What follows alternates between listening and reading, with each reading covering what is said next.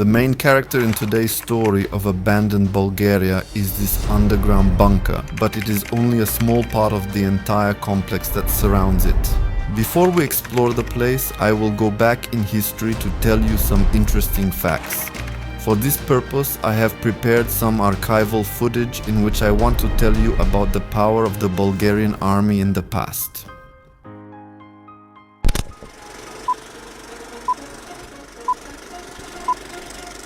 In the 1970s, the Bulgarian army was at the height of its power. Around 300 fighter jets, models such as the MiG-21, MiG-23, MiG-29, Su-22 and Su-25 were in full combat readiness. A total of about 45 combat helicopters, Mi-8, Mi-24 and Mi-26. All of them are equipped with the latest technology for that time. The ground forces have over 1,500 T-55 tanks, about 200 T-62s, about 300 T-72s, over 1,000 MTLBs, and about 200 armored personnel carriers, APCs. Long-range missiles have also been an integral part of the Bulgarian army's arsenal. It consisted of 8 P-400 complexes, better known as SS-23, the range of which, according to the book, is 480 kilometers. But in reality no one knew exactly how much it was. It is claimed that the missile could reach targets over 700 kilometers away, all capable of carrying nuclear warheads. They are joined by another 50 R-300 Elbrus complexes, also capable of carrying nuclear warheads with a range of about 300 kilometers. 9K-52 tactical missile systems with a range of 70 kilometers and the ability to deploy nuclear warheads. 18 9K-79 complexes with a range of 70 km, 26 anti-aircraft missile divisions armed with the S-200 complex with a range of 240 km, 10 launchers with the potential to deploy nuclear warheads, 10 mobile S-300 launchers with a range of 75 km, a total of 20 mobile SA-75 launchers, 20 mobile complexes 2K-12, 20 OCA anti-aircraft missile systems, 30 mobile S-125 installations, 20 mobile complexes 9K-35 Strela. By the end of the 1980s, the Bulgarian Navy had 2 destroyer squadrons, 3 patrol boats, 1 frigate, 1 missile corvette, 4 submarines, 6 missile boats, 6 torpedo boats, 12 submarine chasers, numerous mine layers, minesweepers, landing, patrol and support ships, and boats, coastal missile systems and coastal missile batteries guided by radar stations, naval helicopter squadrons, naval aviation with 10 combat and 1 transport aircraft, parachute and diving unit battalion, Marines. In 1989, the Bulgarian army numbered about 150,000 regular soldiers, and according to the CIA, the mobilization capacity numbered over 2 million people. The high combat capability of the Bulgarian army is due to the saturation with military resources, Soviet weapons, as well as the solid training in the specialties of the fighters. During this period, the Bulgarian army was a major military force, excellently provided materially and technically by the USSR and the domestic military-industrial complex. At that time, there was no army in half of Europe that could fight the Bulgarian army.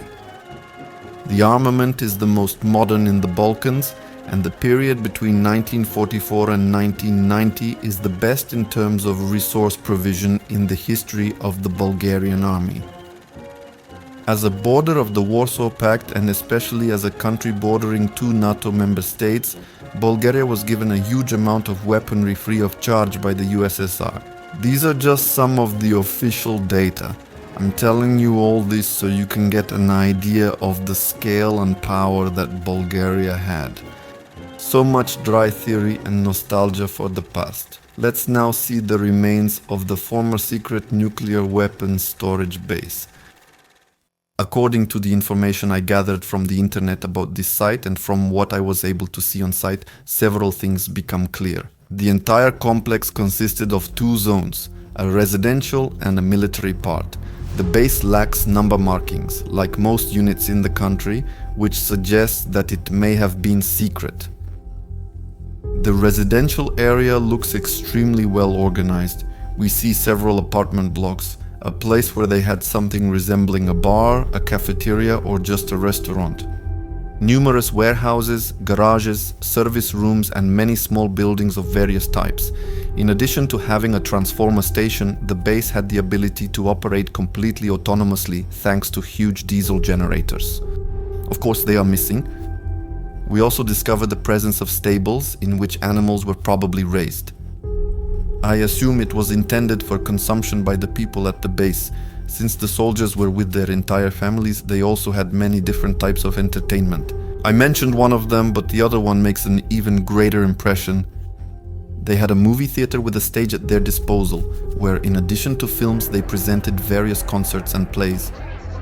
In the immediate vicinity, there is a stream along which a forest path has been built, a whole separate building intended for training the military from the most general things to complex tactical training, electrical appliance repair and whatnot.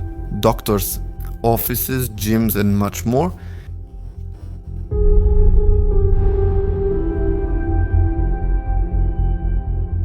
Aside from the residential area, there is also a car park. A huge square with many cells, both in size and number.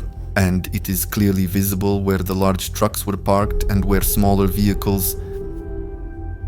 Passing through a portal to the inner part, we immediately understand that the place was of particular importance. We are greeted by numerous short nests or shooting positions. I'm not sure what they're called exactly, but they're pretty respectable. If we look closely, we realize that they were connected by a tunnel. We know that somewhere here must be 2 underground ammunition bunkers, which are of the greatest interest. The building marked as a watchtower catches my attention. След като разгледахме, разбрахме, че именно тази сграда е връзката с стрелковите позиции. За мен тази сграда прилича повече на умален вид училище. There was something like a classroom with desks and a blackboard, several storage rooms, and something like a practice room from which the tunnel started. Coming out of this building, we immediately noticed something resembling a shed with a large ramp. Heading towards the building, the entrance to the bunker is also revealed. What immediately strikes you is that the doors are missing. The huge 50 centimeter thick reinforced concrete doors were missing. I know that you can also get to the bunker from a ventilation shaft, which is located right in the middle between the 2 entrances. I wanted to take a look at it before we entered the bunker itself. The rooms below were extremely well ventilated. Not only that, but the individual rooms were hermetically sealed. However, we will pay more attention to this in a moment. The staircase leading down seemed quite dangerous to us, so we decided to return through the central entrance, so to speak, where we were surprised to find that the place was used as a stable. After a quick inspection, we found that there was no way to get down unless we used the ventilation shaft. Of course, the doors were missing there too, and after some minor mishaps, we ended up in the bunker itself. We didn't realize it at the time, but when I looked at the footage, I made the connection. You pass through a room with 2 doors which was hermetically sealed. Electrical panels controlled the doors, and after closing the outer room between the 2, it is sealed, and only then does it allow you to continue inside. This was to maintain a constant temperature and humidity in the bunker. For this purpose, they took care of numerous fans, pumps, generators, filtration systems in general, an extremely complex ventilation system which maintained a separate and probably sterile habitat necessary for the proper storage of ammunition of all types. Even in this devastating form, the place inspires enormous respect for the engineering thought of that time. The footage that occasionally sneaks in is from an identical bunker in another country that has been restored to perfection and turned into a museum. The purpose of this facility, as well as several other identical ones, was to store a significant amount of nuclear weapons and, according to the Warsaw Pact, to hold off a possible attack until Soviet troops arrived. This is why the Soviet Union deployed similar warehouses throughout Europe in the 1960s. As part of everything mentioned above, this facility played an important role in storing a large amount of ammunition, which could be mobilized and launched at a very short notice upon order. And the incredible infrastructure in and around the bunker itself is something extremely impressive and respectful. Everything is perfect down to the smallest detail.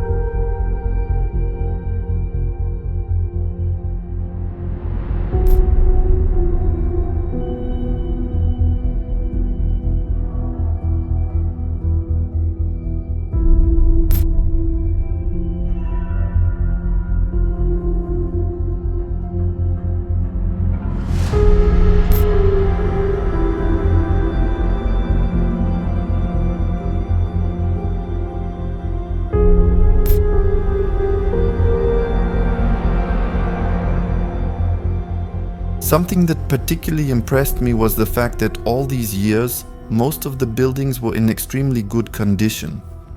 Most of the damage was caused by vandals and looters, a testament to how construction was done in the past and how much attention was paid to every detail. Something we can hardly boast of nowadays. Exclusively for channel members, I have edited a separate video over 1 hour long in which we walk around and tour all the buildings as well as some interesting artifacts we came across. By becoming a member of the channel, you get access to this as well as some of my archive and personal clips. In addition, you will be the first to know about upcoming videos. You will be able to see footage of them before everyone else, as well as when exactly they will be published. This is of course just one of many similar abandoned sites in Bulgaria. The questions that may be arising in everyone's mind now are how and why it got here. How we go from a strong and armed army to a disarmed and weak one, at the behest of the US, and as one of the main conditions for Bulgaria's admission to NATO, it is precisely the disarmament of the army and the dismantling of its most serious defense, namely the SS-23 complexes and missiles. Along with them, however, a huge part of the fighter jets, helicopters, tanks mentioned at the beginning, and a large part of the missile systems and their missiles were cut up. As a result of our membership in NATO in 1990, the ground forces have over 2,000 tanks. Today there are about 80 tanks in service. Fighter jets over 300 in the past. There are about 10 now. The size of the army in 1990 was 150,000, today under 25,000. With a tendency to decrease more and more. Facts, conspiracies and legends surround these sites. To this day, it is impossible to say for sure whether there were nuclear weapons on our territory. If you like this story, you'll like this one too. Give a thumbs up and I'll see you in the next video.